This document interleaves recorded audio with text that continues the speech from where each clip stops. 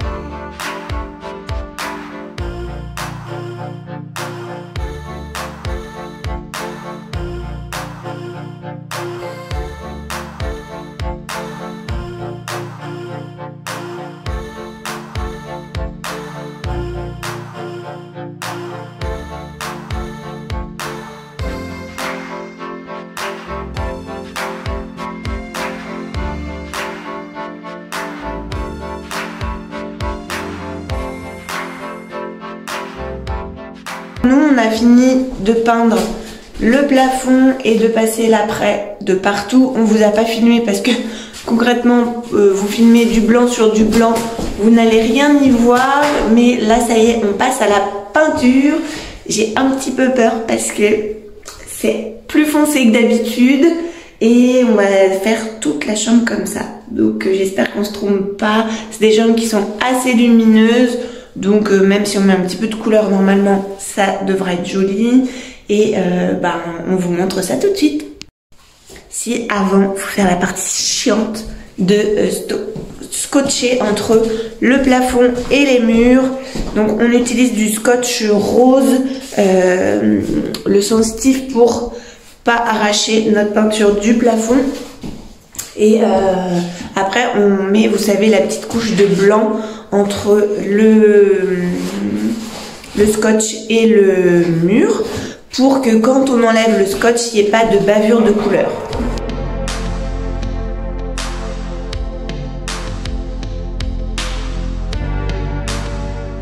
Avec un petit pinceau, je viens juste mettre vraiment dans l'angle une très fine couche de peinture blanche pour combler, on va dire, entre le scotch et le mur.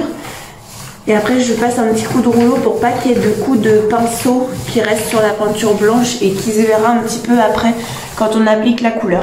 On laisse sécher un petit peu, sachant que c'est une très fine couche, il n'y a pas besoin vraiment de très longtemps. Et puis après on peut attaquer la peinture.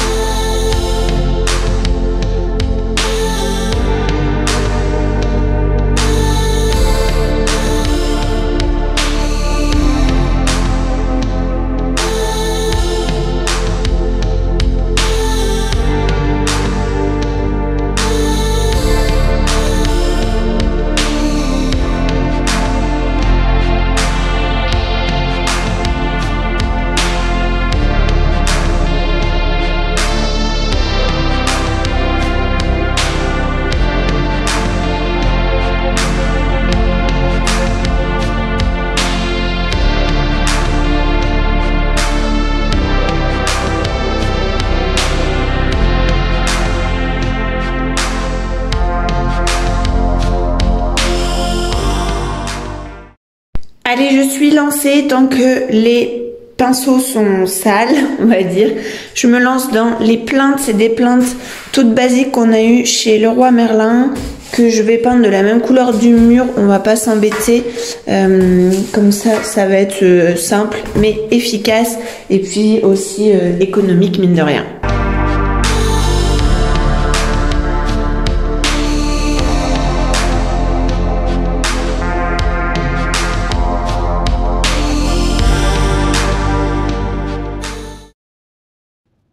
On s'est ensuite attaqué à la porte de la salle de bain. Enfin, c'est une porte à galandage qu'on avait achetée chez Leroy Merlin. Donc on a commencé par la poncer pour enlever tout le vernis. Et Jordan, à l'aide du gabarit qui fournit avec, a tracé chaque rond pour pouvoir ensuite percer et vider les endroits pour pouvoir installer la serrure.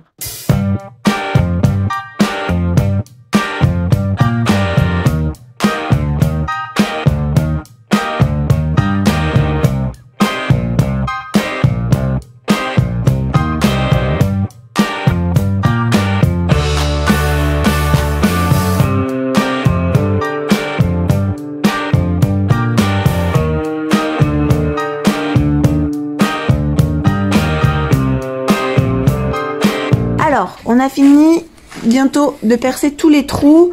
Il fallait entailler la porte d'un rectangle comme ça pour passer le bloc pour la fermeture. Donc, ce qu'on a fait, c'est qu'on est venu pour essayer de percer droit parce que il fallait percer droit sur quand même une bonne distance. Donc, on est venu avec un petit gabarit comme ça. On a percé, enfin, c'est une cale qu'on a pris, pour le parquet. Ça a été pile poil le bon diamètre. Donc, on posait la cale, on la tenait et après on perçait, et ce qui permettait du coup de garder la mèche bien droite. Et là, Jordan finit par gratter un peu au couteau à bois pour bien égaliser le tout et être à la bonne taille pour faire rentrer le bloc qui est juste ici. Et là, au final, donc la porte galandage de la salle de bain, pourquoi on s'amuse à faire tout ça? Parce que le bloc porte plus le dormant, tout le système mécanique pour une porte à galandage, chez Leroy Merlin, ça nous a coûté moins de 200 €. Donc on va avoir une porte qui va être au niveau finition, donc nickel. Faut rajouter juste la serrure et du coup pour 250 €, allez mettons, on a une porte à galandage qui va être nickel. Alors je continue de peindre l'encadrement de la porte à galandage. On a bien avancé dessus, Jordan a bien coupé tous les entourages. Donc là je suis en train de les peindre en gris anthracite. La porte a été peinte aussi. Hop.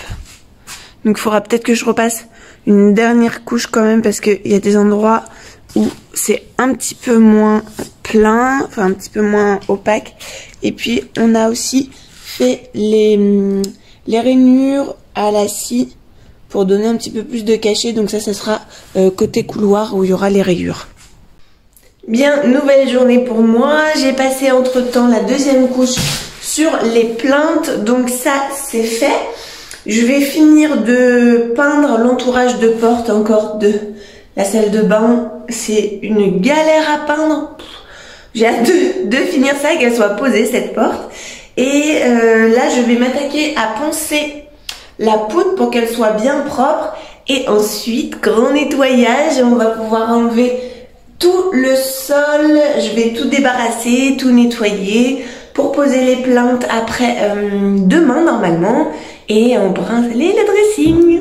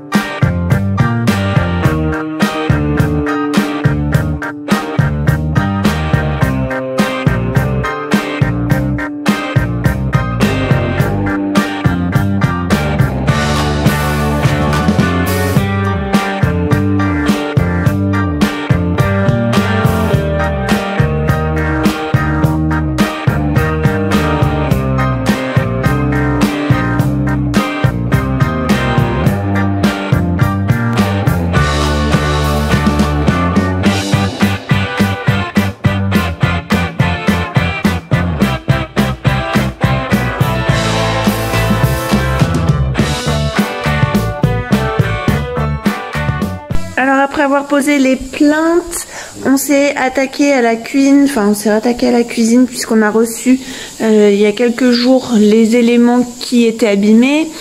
Donc on a posé les joues de chaque côté de l'îlot, on les a mis sur pied comme ça qu'après on vient régler.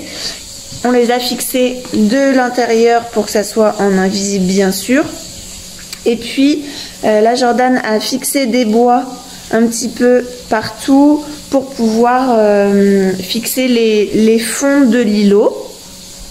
Et puis on va venir les attacher avec des queues, ça s'appelle.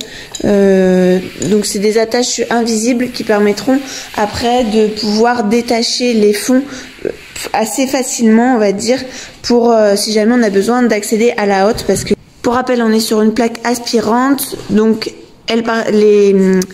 les vapeurs et les odeurs partiront après dans le sol. Et puis on fera courir un tuyau dans la cave qui ira jusqu'à dehors pour que ensuite les odeurs s'évacuent dehors. Allez, un fond de fixé, donc avec les fameux queues là, qui en fait ça permet de venir vraiment comment dire, ça permet de venir emboîter la joue. En fait ça ressemble à ça.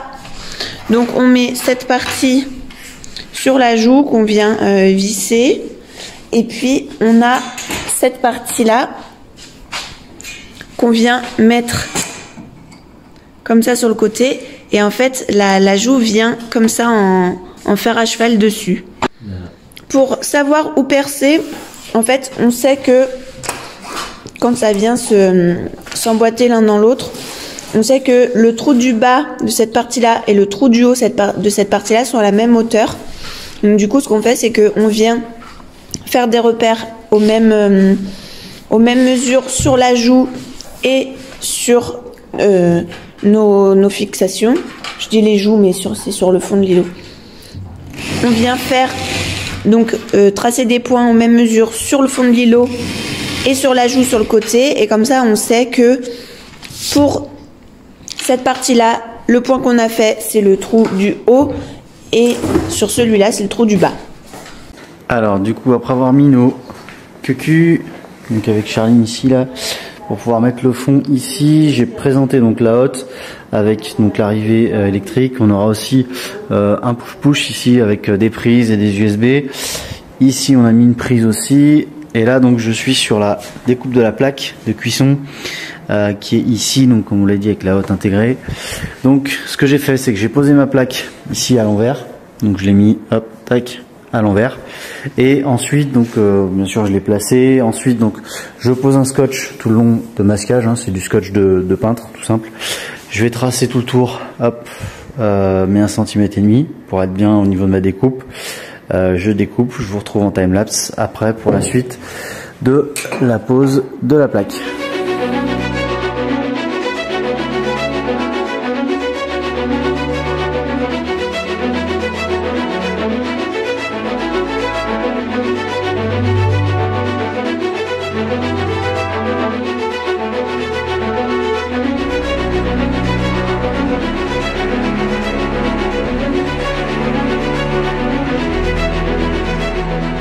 Hop, voilà, au final, donc ma coupe est défaite. Ma coupe est faite, pardon. Donc là, ensuite, on a donc l'évacuation qui est dans la cave que je vous disais. Ici sera branché l'évacuation de la hotte qui aspire par le bas. Il ne restera plus qu'à raccorder ici avec ça, c'est du 6 carré, donc pour ce qui est la plaque de cuisson, puisqu'elle fait 7500 watts. On va mettre la plaque, regarder si tout va bien. Ensuite, on renlève le plan de travail. On viendra mettre le fond ici, hop, ici, et une fois que ça sera fait, on pourra remettre le plan de travail et remettre la plaque avec les rangements, les rayons, quelques réglages à faire, et l'îlot sera complet. Alors ça y est, on touche bientôt le bout. On a installé les fonds de l'îlot, on a fixé le plan de travail, et là on est en train de brancher la plaque de cuisson. Donc ce qu'on a fait, c'est que on a amené un 6 carrés jusqu'au meuble. Et là après on a pris une longueur de câble de 5 pour avoir plus facile à brancher dans la boîte. Donc au niveau des petites fixations, on a suivi le plan qui était donné dans la notice de la plaque. Et puis après on vient installer nos fils.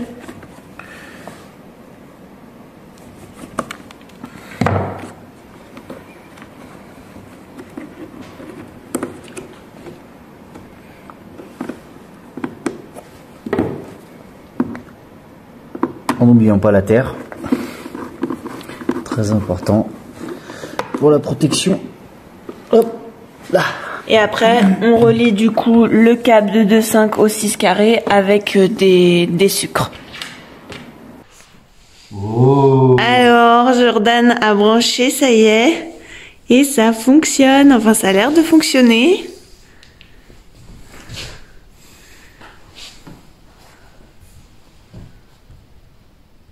Alors maintenant, il faut qu'on comprenne comment elle marche. Ça c'est la balance. Ouais. Alors oui, là, qu'on vous explique vite fait, c'est une plaque 4 feux dont la feu combiné, et puis au milieu donc il y a la hotte qui est sous la plaque en fonte là, et on a une partie balance à ce niveau là, donc qui est ici apparemment quand je pose. Hop, ça. Et après, il faut trouver... Ah, voilà. Bon, déjà, on arrive à l'allumer.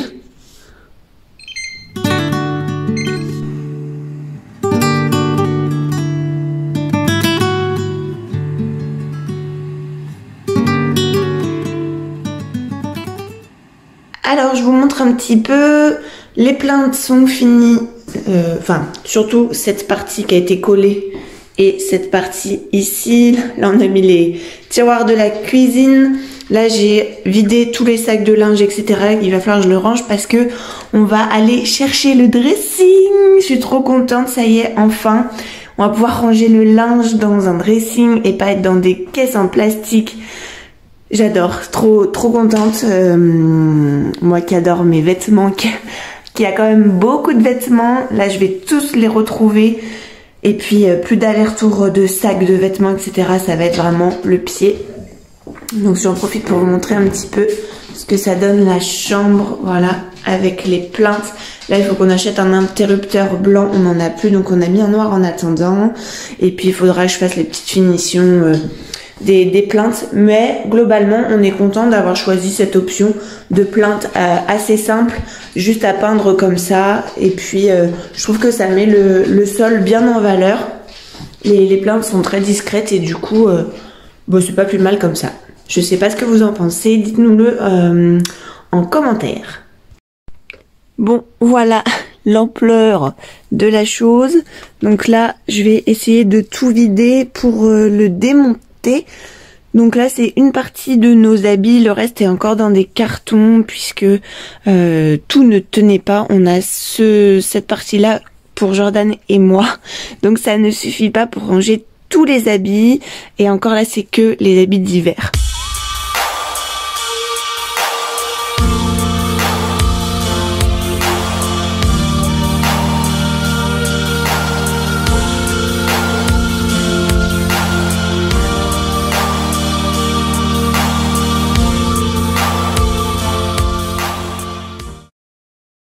Et voilà, je vous montre 2 jours ce que ça donne.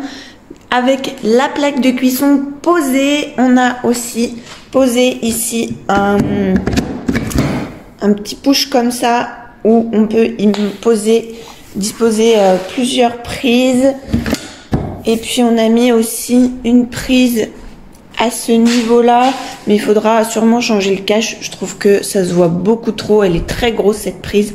Ça rend pas très bien. Et là, c'est le petit sujet de dispute avec Jordan. C'est lui qui l'a acheté sans moi. Et en fait, ça me plaît pas du tout parce qu'il est couleur argent, couleur inox. Alors que notre cuisine est plutôt dorée comme vous le voyez. Donc on verra soit pour le repeindre, soit je sais pas, il va falloir qu'on voit comment trouver une solution parce que moi clairement je trouve pas ça très chouette. Donc voilà où en est la cuisine pour le moment. Il nous reste des petites choses à faire à gauche à droite, notamment mettre la porte du frigo, les poignées sur cette colonne là, finir de poser une planche ici au-dessus du micro-ondes, changer la porte du lave-vaisselle qui est de notre ancienne cuisine. Il faudra qu'on règle également toutes les portes, toutes les façades. Il faut qu'on finisse d'installer tout le ruban LED au niveau de la face du linéaire ici qui vient éclairer toute la partie au niveau de l'évier. Et puis on sera pas mal au niveau de la cuisine. Après au niveau des finitions globales de la pièce, il nous reste du carrelage à poser ici et aussi à l'entrée là-bas. Et puis, il nous reste des finitions comme l'arche ici, tout ce qui est finition au niveau du mur en pierre. Bon, voilà, on a des petites choses à gauche, à droite. Ici, il faut aussi qu'on termine propre la tablette. Là, on laisse un peu en attente parce qu'il faut qu'on amène internet, etc. Et on pense que ça passera par là.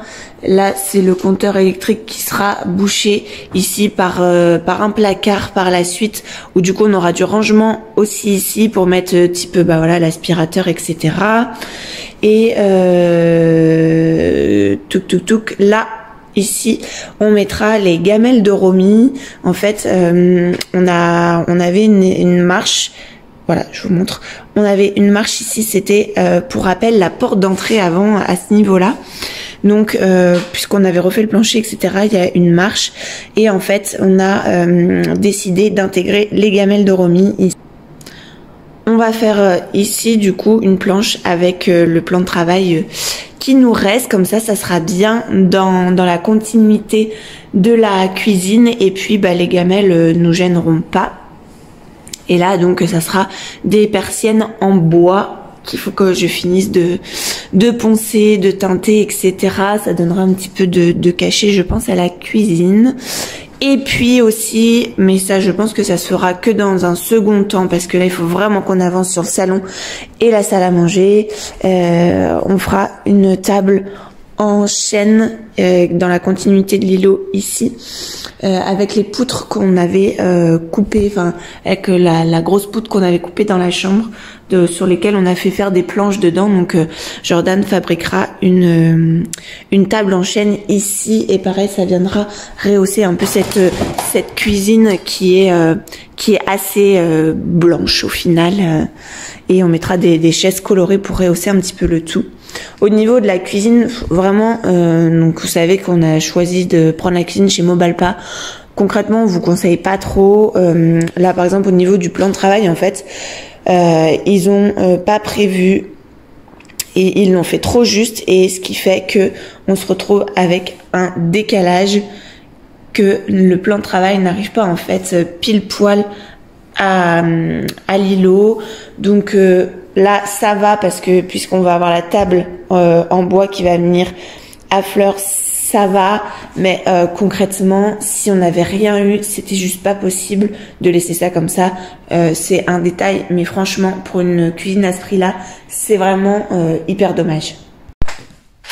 Alors là, on avance dans le salon. On espère bien avoir fini le salon avant mai, parce que en mai, ça fera 3 ans qu'on a signé la maison, et on disait que voilà, ça serait une belle date pour que le salon soit terminé, et se dire que au bout de 3 ans, ça y est, on peut habiter plus ou moins confortablement dans la maison.